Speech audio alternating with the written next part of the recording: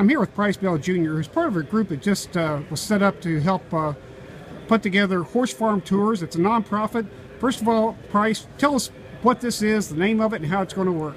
So right now we've formed ourselves as Horse Country Inc., which is a 501c6 organization that will be the umbrella organization for the experiences that Horse Country Inc. comes up with. So the actual experience may not be branded Horse Country Inc., but that's the formed committee, and what we're setting out to do is to connect people and fans to the horse. We are set up to try and help connect fans and be our piece of the fan development puzzle, much in line with what the Jockey Club's doing with ABR, with the racetracks are doing with their owner view conference and working together and sharing best practices. Much of the industry is inspired to help create more fans, and for us this is our piece of the fan development puzzle. And obviously there's another signature brand in Kentucky called Bourbon, which has been very successful with its own Bourbon Trail. You guys modeling yourself after that? Absolutely. They've been tremendous partners and ambassadors with us. They were some of the first people we called to just understand what can happen when, competitors come together and work together and the benefits that it can have.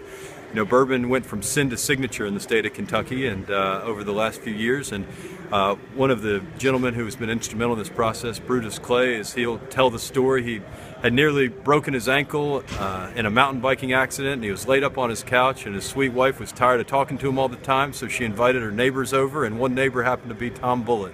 So Brutus and Tom were talking about the Bourbon Trail and bourbon, and Brutus said, Tom, I really think that horses, we need to be in the business of selling experiences. And Tom Bullitt's eyes got wide and he said, Brutus, that's what we do in bourbon. And so from there, they started talking more about the bourbon industry and about bourbon and how horses and bourbon and just what lessons have been learned through those. At the similar time, some of us had come together with the KTA and the marketing committee after a strategic plan and just talked about the need to connect people to horses. The fact that in the Jockey Club McKinsey study, we find that 20% of the general public has a positive impression of our sport. Yet for all of us who've had people on our farms, to show them the herd attitude of horses, the herd mentality, that the race is really the manifestation of those herd dynamics, people walk away from farms just hooked on the sport. They can't get enough of it. So we're really setting out to try and help tell the story of the horse, which is what inspires us every day to go to work. And obviously this has just come to fruition. I'm sure a lot of logistics and details will be worked out later. Correct. Once this gets underway.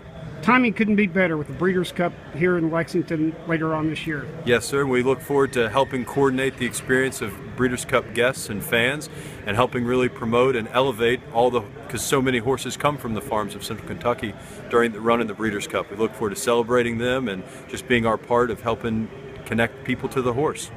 Already a website where people can go for more information? There's not. There's a splash page at KentuckyHorseCountry.org that people can sign up and get their email address. But we haven't had our branding agency done yet, so we don't know exactly what the name will be so that we can find more information about it. But stay tuned to bloodhorse.com, and no doubt we will use you all as a great outlet to get information to the public. Price, thanks a lot, and I can't wait to take a tour. Well, thank you, Ron. Look forward to it.